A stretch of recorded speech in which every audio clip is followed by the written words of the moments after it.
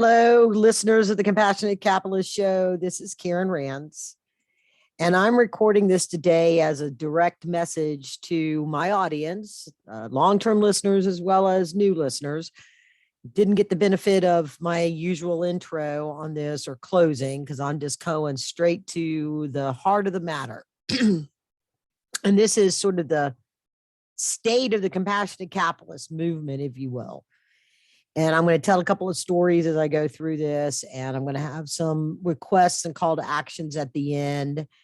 And it's an opportunity for you to give me your feedback and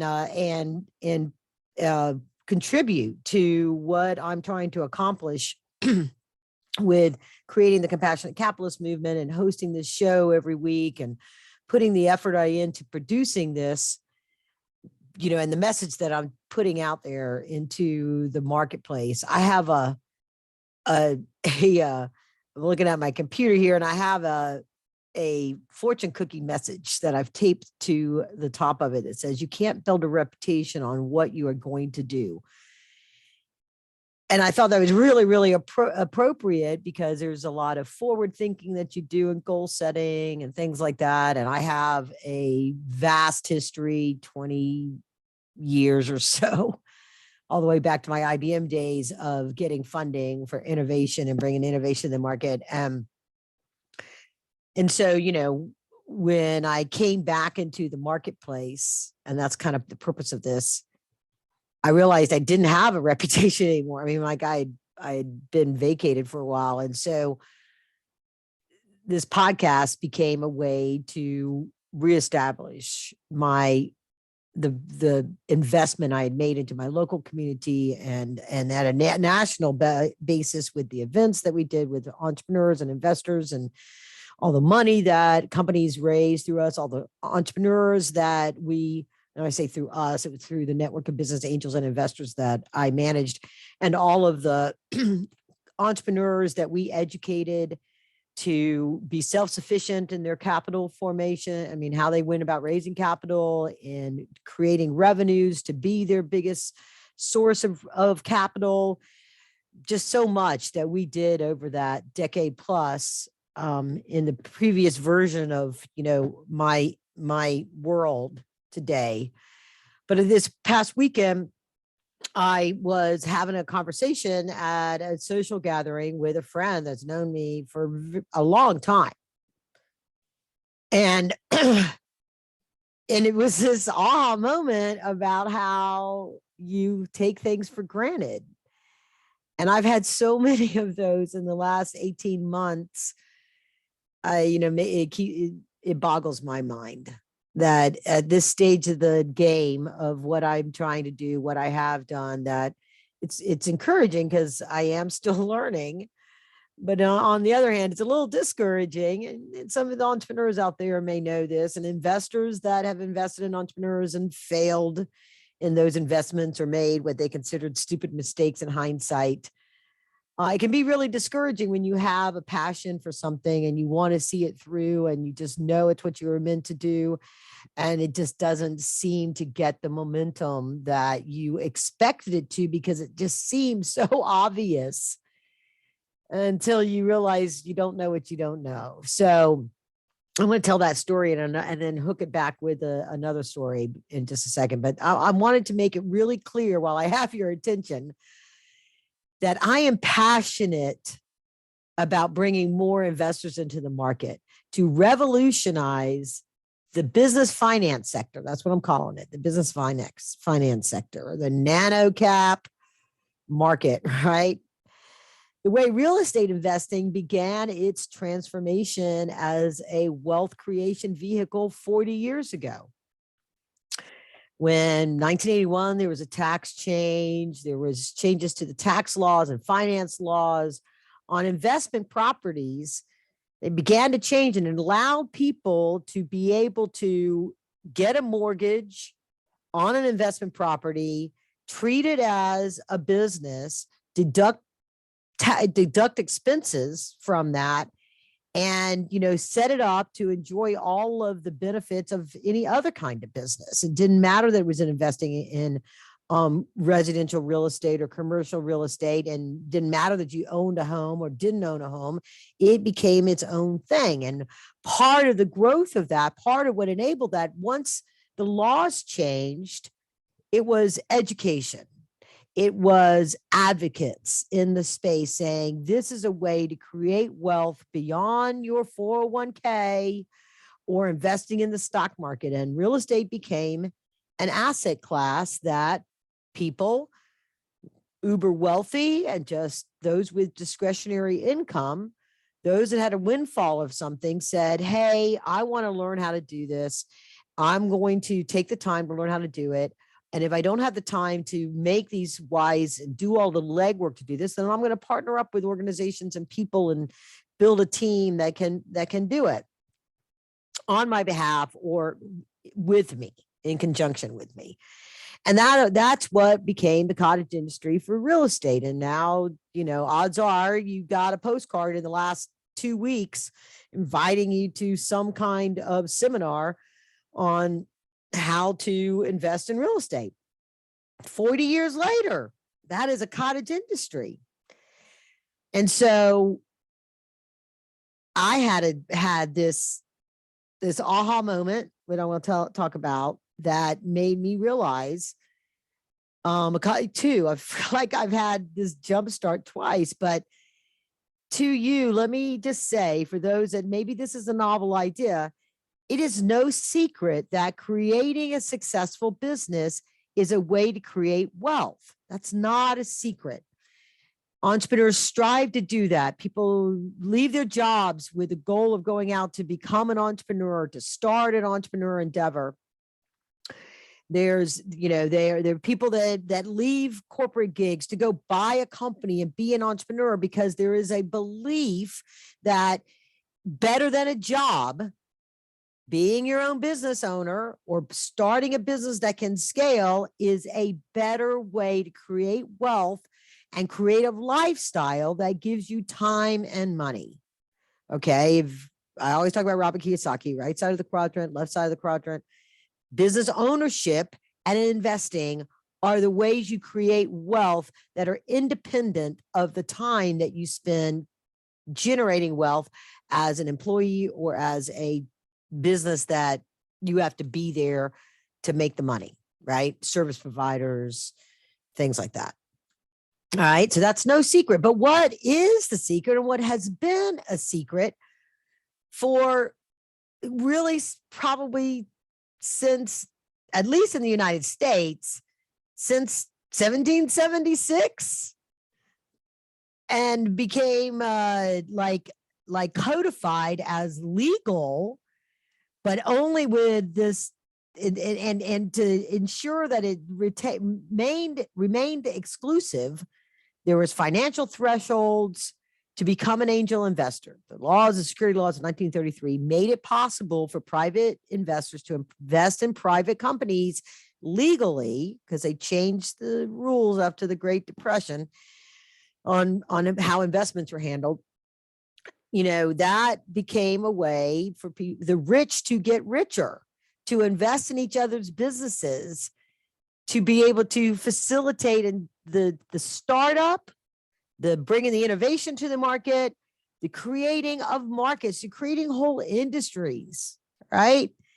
It is what was, the rich went and got it codified. And in conjunction with that, they created this fear, uncertainty, and doubt for the advisors of those that would be making those investments to not encourage it.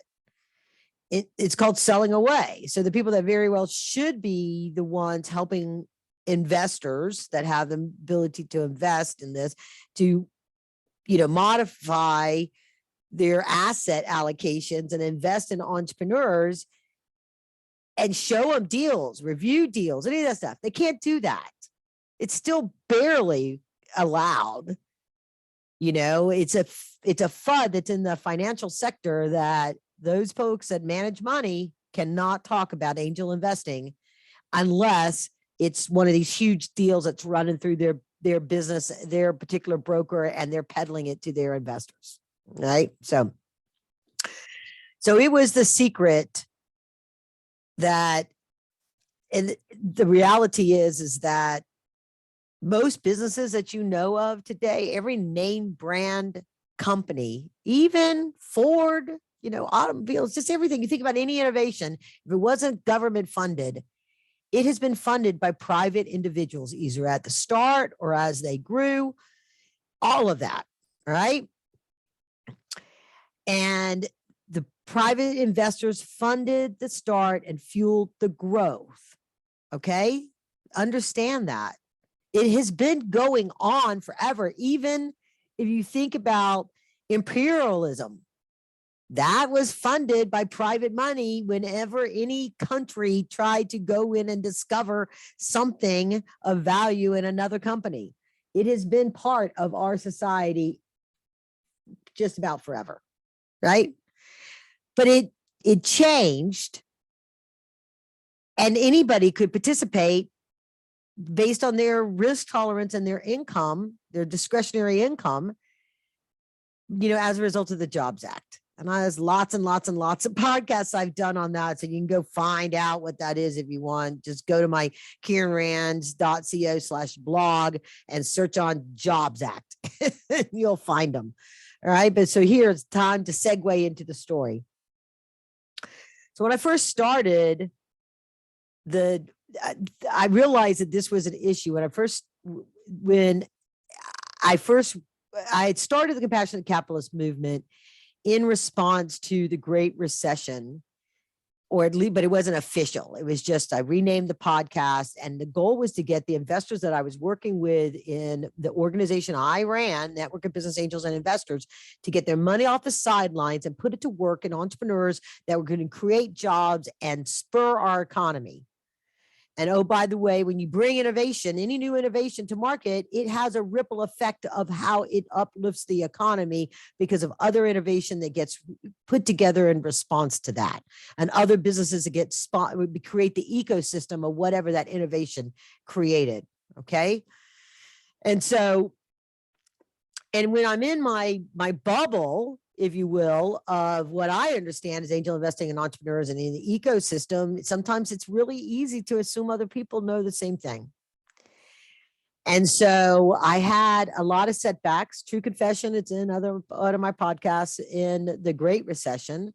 And the nature of the market was changing, and things that were happening that I knew just need to happen were coming back, I knew that it was changing, and I needed to change as well, because what I was doing wasn't working, and I needed to shift and pivot the business model to focus in on the gaps and bridge those gaps.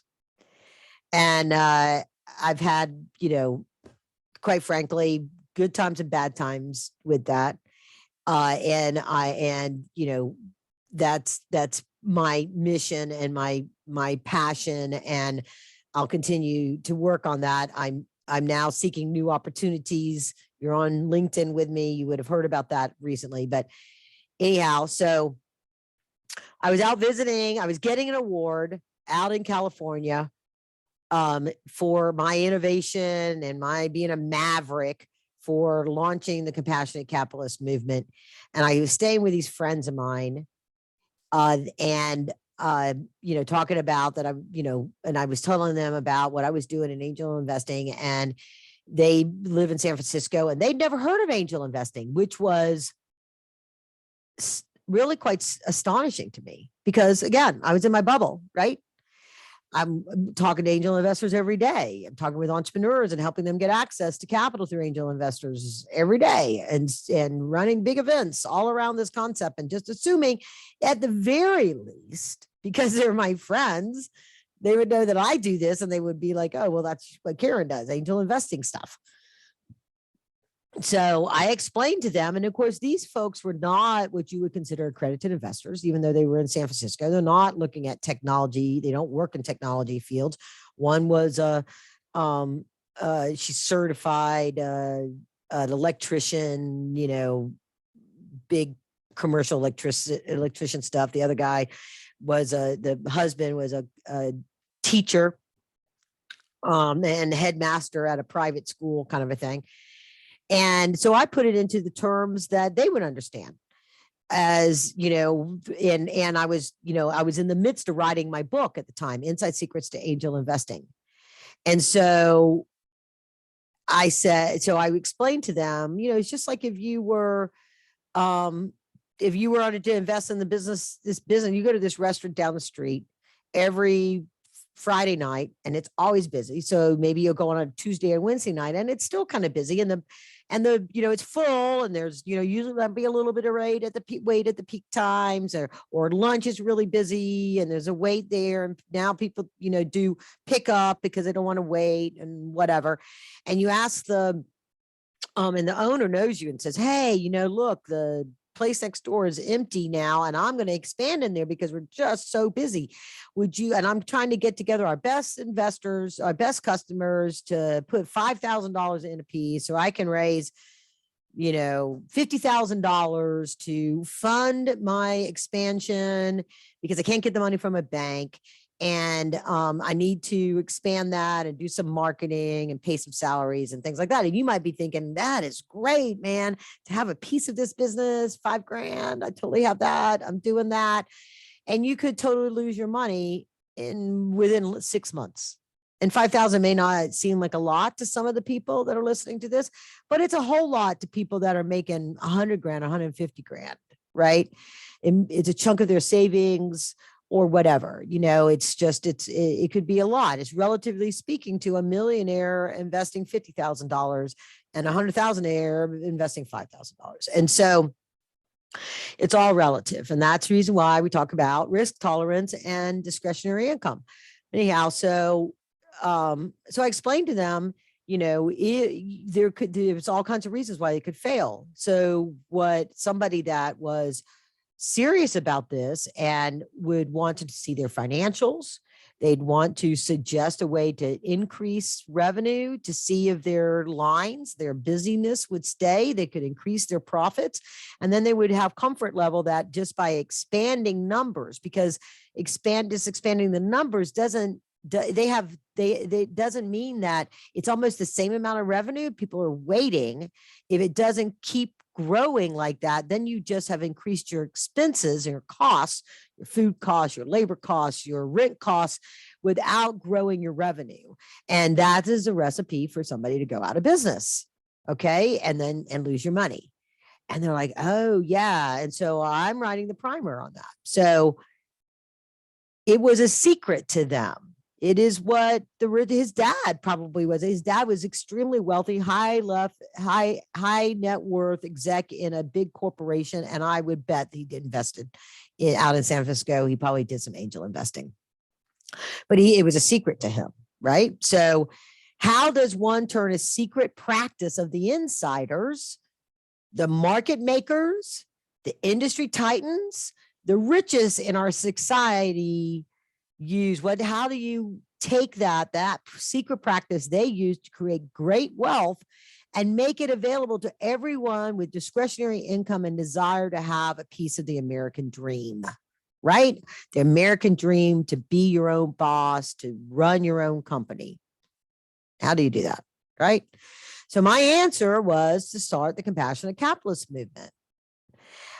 And I had been long-term believer in what I defined as compassionate capitalism, and that's investing in innovation to create jobs, build companies that impact an economy and create wealth for all those involved. That's been since I started in this space back in 2000, when I first learned what angel investors were. And that was one of my aha moments this past year as well, was that I was my target market at the time, a corporate executive, American, yeah, but a corporate executive that, had the means, but never actually heard of angel investing while I was in corporate America. And so I didn't know about it until I was invited to an angel investor event. And I started on my journey learning about how these angel investor people think, right? So when I pivoted the angel group and the the podcast to talk about compassionate capitalism as a joyous thing. It gives you passion to invest in entrepreneurs. And I saw the investors in my group that would just have this swagger about them. They're execs in companies. Because my group, one of the things I realized in my group, that it wasn't like other angel investor groups, because almost everybody in the group had a day job, either running their own company or being a high paid executive in a company. And so part of what traditional angel groups do is that they have teams and they have committees, or they have staff that does the screening and the due diligence and these different kind of things. And that's why people pay big fees to be a part of that and make commitments to them, or have carried capital or call, capital calls and whatever, that kind of stuff. But then because of the Jobs Act, there's all kinds of ways that individuals could participate. And I thought at the time that the Jobs Act was the best thing that happened to entrepreneurs and investors, but it was this great experiment, and we're still in the middle of it. People still don't know about it much, and it would be something that they would be able to if people didn't have a how-to book, a step-by-step on how to do that, they would make the same mistakes that almost every new angel investor makes, investing on emotion, not asking the next questions until they create their hidden checklist of red flags that says, I'm never doing that again. Make sure you look at this, all that kind of stuff, right? Of course, I've developed that over the decade that I screened companies for my big events, the Southeast Private Equity Conference, and my monthly angel investor events. I had to get in a very efficient process to get only the companies that had the most potential to succeed to put in front of my audience of investors. And I was very successful at that. And so my answer, as I said, was to start the compassionate capitalist movement and to write and publish the pivotal how-to for angel investors, for investing in entrepreneurs. And it's the inside secrets to angel investing. And I implore you, if you have not yet bought the book, please go buy the book and get access to the portal that I provide. If you invest in real estate, if you consider yourself a savvy stock investor and you want to take your game up a notch, you want to increase your financial IQ, my book is the book to do that. It is a how-to with step-by-step in every chapter, at the end of chapter, what to do next, and a resource portal to give you the tools to go do it. All right. So I'm just going to say that. And then, your initial membership into the national network of angel investors, the new version of NBANI, sets the stage up for you to get access to other things and other services and other levels. Right. And I don't have any way of communicating with you. I'm talking to an anonymous audience right now, but I don't have any way of communicating with you as an investor or an entrepreneur to tell you the things that I can do for you, or to answer your questions, or help you solve a problem, or help you address whatever it is that you need when it comes to creating successful entrepreneurs and investing in those. If I don't have a way to email you or for you to email me. So it's, we have the Compassionate Capitalist coffee breaks as well that are little snippets of videos that I send out to people. But, get the book or sign up for that, right? But much as the conscious capitalist movement contributed to the national conversation as a catalyst to shift the mindset for C-suites and board of directors to be conscious of their actions and those policies and practices they have in the company that impact their workers, their productivity, their profit, their community, their influence in the community and the marketplace, and their stakeholders, their investors, their joint venture partners, their business partners, their stockholders, right? As much as that has done that, the compassionate capitalist movement is intended to shift the mindset of how the sophisticated investor and those that advise them, like I said, to think about their asset allocation and portfolio management. You don't, there is this selling away is a FUD out there. Okay. And if you don't agree, comment or email me and I will tell you why. All right.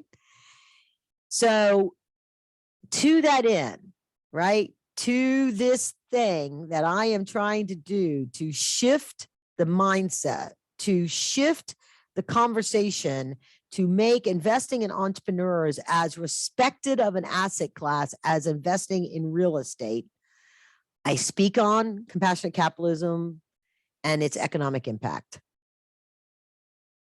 I'd love to come speak at an organization that you're a part of or that you run, or as an event that you are planning for your company, or for your own event that you do with audience of investors and entrepreneurs in the business community and economic impact people. I host the Compassionate Capitalist Show podcast. It's a podcast that you're listening to now, right?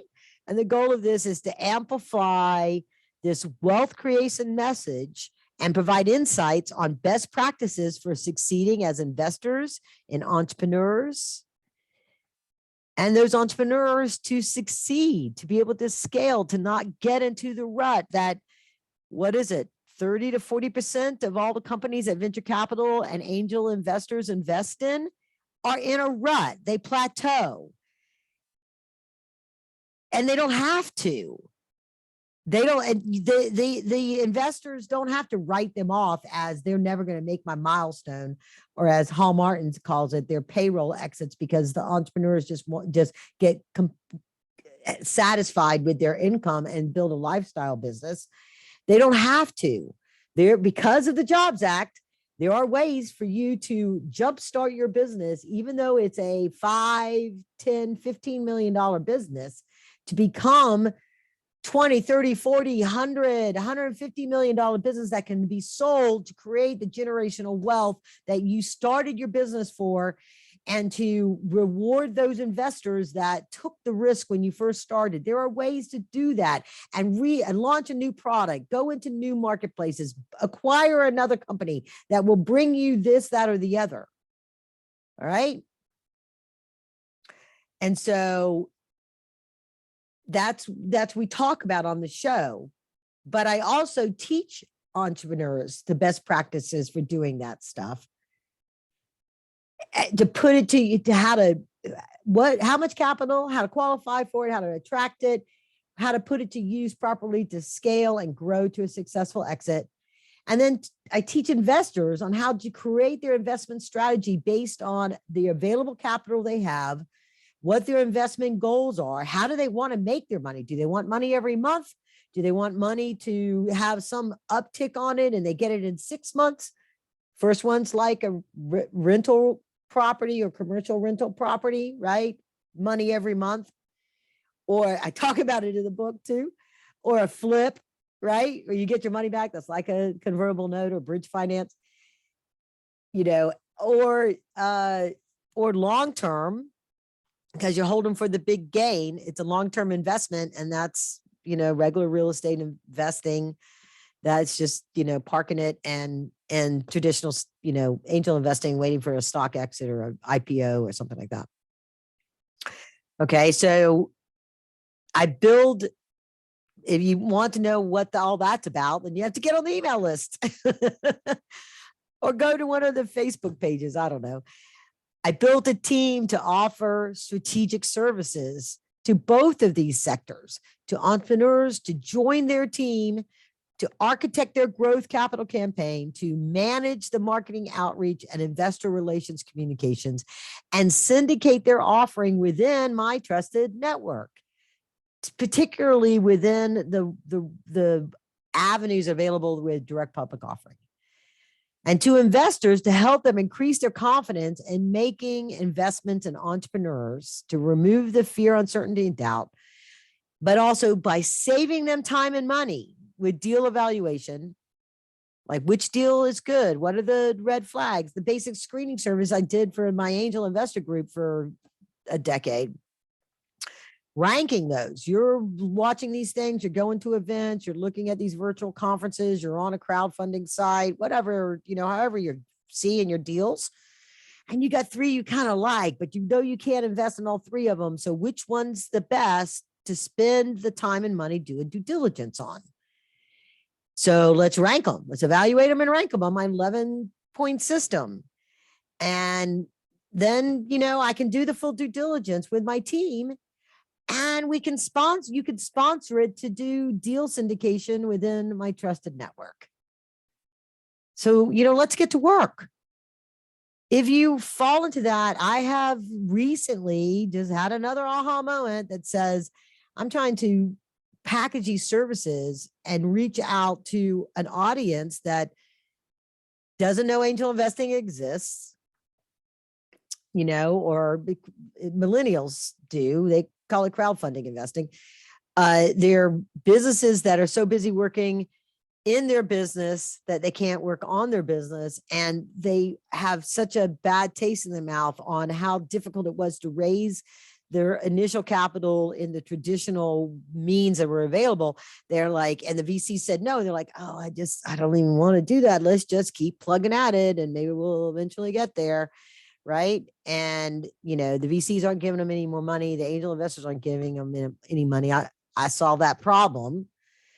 And so now I put it out there that says, if you are a company and you're going out looking for somebody to bring into your company, to be your investor relations manager, to be your evaluator and sourcing deals and evaluating deals so that your partners in your fund can only spend time on the deals that have the most potential, then I'm your gal. Okay. And so, let's get to work on that. So let's go to the current reason why I'm doing this topic. I said at the beginning, I had a conversation with this person again, like the person way back when I made the decision, if not me, then who, to put this message out there that investing in entrepreneurs doesn't need to be a secret. It can be something that everybody with discretionary income and the willingness to learn how to do it can do and be successful at it and thrive at it at whatever level, So I was at this thing and she's like, oh, what are you doing? And I was telling her, I said, here's the thing. It's just like, it's kind of frustrating because I'm building this podcast, according to listen notes, in the top 10% in the world. According to Apple iTunes, I'm not, true confession, I'm not consistently in the top 100, but I bouncing it up and out of there, fairly regularly to be considered a top 100. And I've got the screenshots to prove it. Haha. Anyway, and I was telling her about angel investing, and she was like, oh, that angel investing. I go, but look, and this is when I first started this and started the first how-to. It was learn to be an angel investor, how to be an angel investor, the precursor to Inside Secrets to Angel Investing, where these PDFs, when ebooks were just things PDFs you emailed around. And one of my things was, I'd had so many people when I would network with business, they would go, man, if I'd had an opportunity to invest in Home Depot, I would have loved to have done that. Okay. Hindsight's always 2020. You want to invest in Home Depot or Microsoft or, whatever. You think about there's just so much. Okay. So many opportunities to invest. Whatever your passion, hobby, knowledge-based industry is, there's a place for you to invest in that. And I would be like, well, you can. So this person said to me, and all of this friend group had at one point in time when we were like, oh, you know what? I live in Peachtree City. You know what Peachtree City needs? Peachtree City needs a brewery like they have up in town. We're like, oh yeah. And we would brainstorm on how we could pool our money to go and create a brewery. And then come to find out, another group of people had already done that. And we get there's all the, rumor mill says, oh yeah, new brewery opening up in 6 months or something like that. This is a few years ago.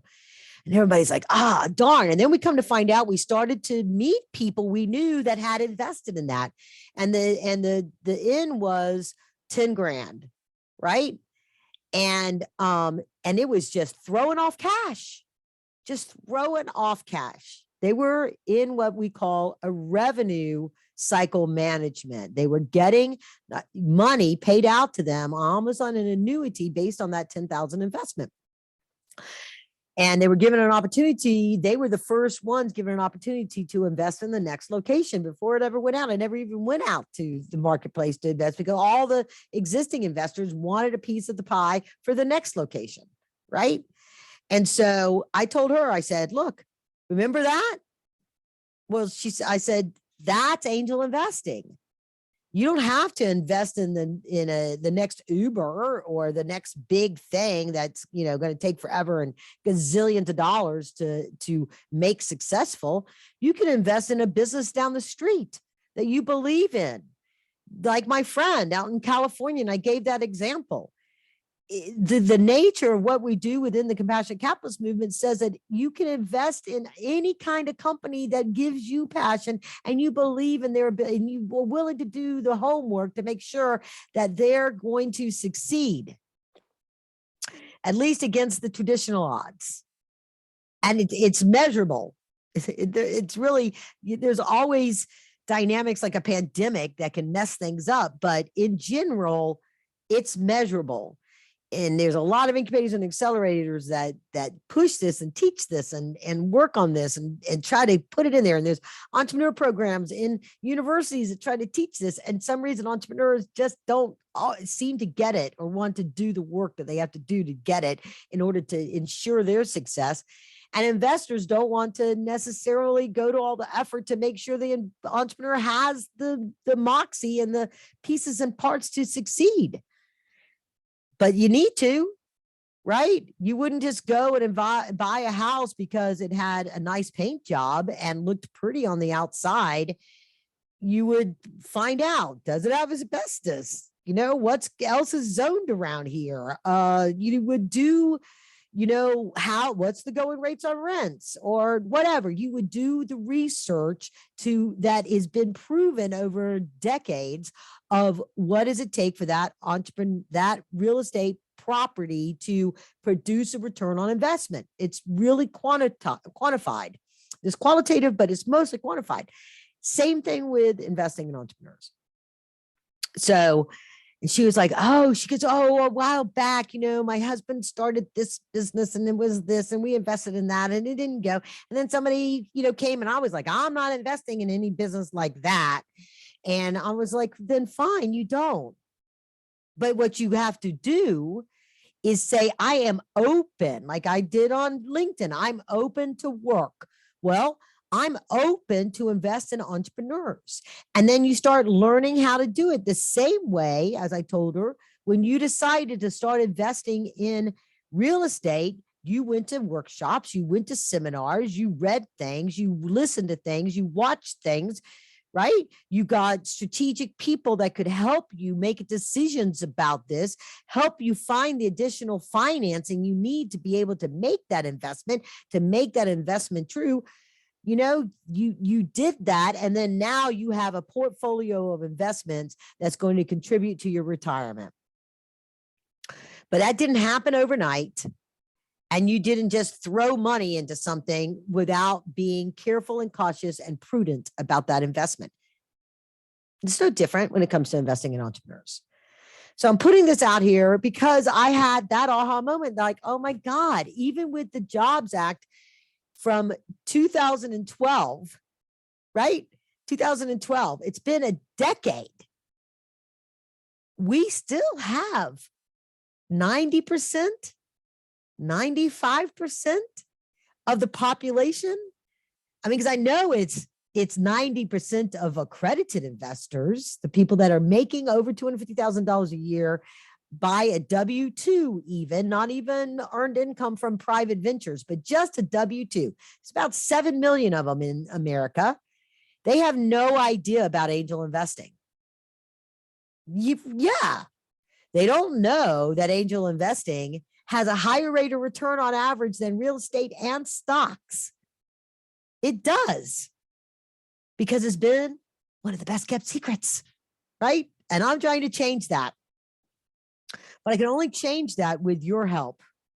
with you helping me spread the word of mouth, with you sharing this podcast, getting the book, buying a book for someone else, subscribing. I mean, quite frankly, that is the only way that you and I can change the nature of what does it mean to be an entrepreneur and get the capital that you need to grow a business, to solve a problem. You cannot even imagine how many technologies and innovations never got to market that would have saved so many lives or changed so many lives in so many ways because they didn't get adequate funding, because there just wasn't the kind of capital available to them that's available to them now if you can, cut through the noise and get to the right investors. So I need you to help me with that. And all of the things that I've just described. If you would, I really would appreciate it. And because I am very passionate about this. And I want to revolutionize this sector to just change the whole world of how people think about entrepreneurism and how people create wealth by being an investor in entrepreneurs without all the risk of being the entrepreneur. It's a lot of hard work. It's an investment of time and money that you may never get back as an entrepreneur. But you don't have to have all that risk. You don't have to leave your day job. I tell the story in my book about the making of a compassionate capitalist, and it's about an exec that became an angel investor and was able to keep all of his perks of his day job while he was also creating wealth as an angel investor.